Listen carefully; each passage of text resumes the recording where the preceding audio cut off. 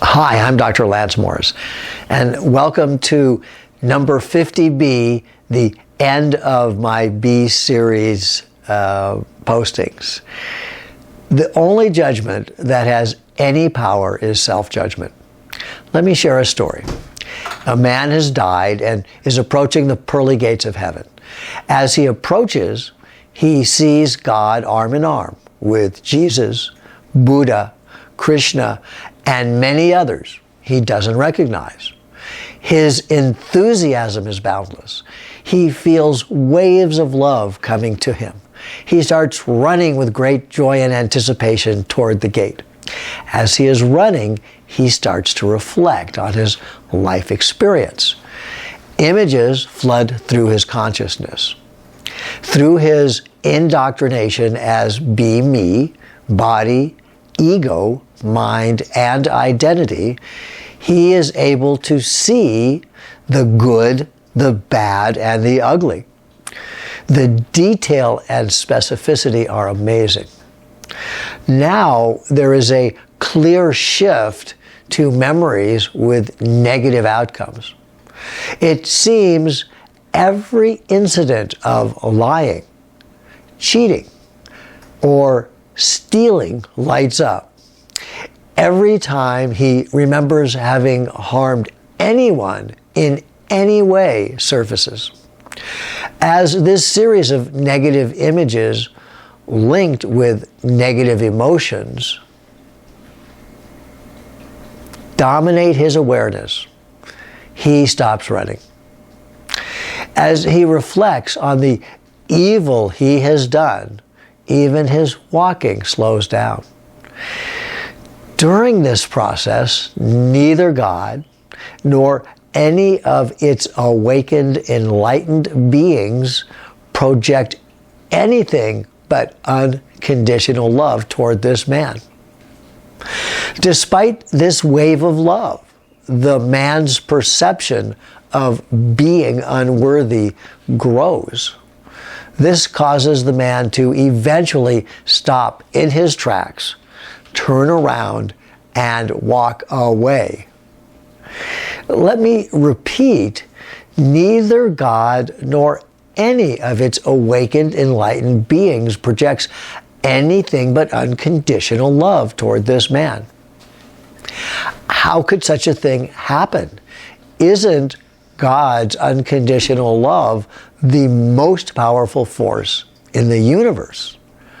Yes, it is, but here's the paradox. Until we accept and surrender to that divine love, it is not accessible to us. It has been said that to truly be able to love another, we need to be able to love ourselves first. The dimensions of duality or polarity are the training grounds in which we live to be able to subjectively recognize and differentiate positive and negative charge. We then become able to identify the forms that hold charge and differentiate which charge they hold. The forms include minerals, plants, insects, animals, humans, and non-corporeal beings. It also includes planets and stars. We then learn to link the polarized charge to emotional states and mental value judgment projections. It is up to us individually to unwind these links. This is a process. It takes many lifetimes. Yet, paradoxically, it can only happen in this moment. We have been on this merry-go-round before. Does any part of your life have a deja vu quality?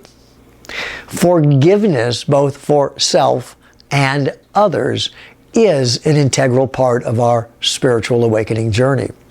The correlation between forgiveness, being unconditional, being detached, being love, surrender, and acceptance are self-evident and illuminating.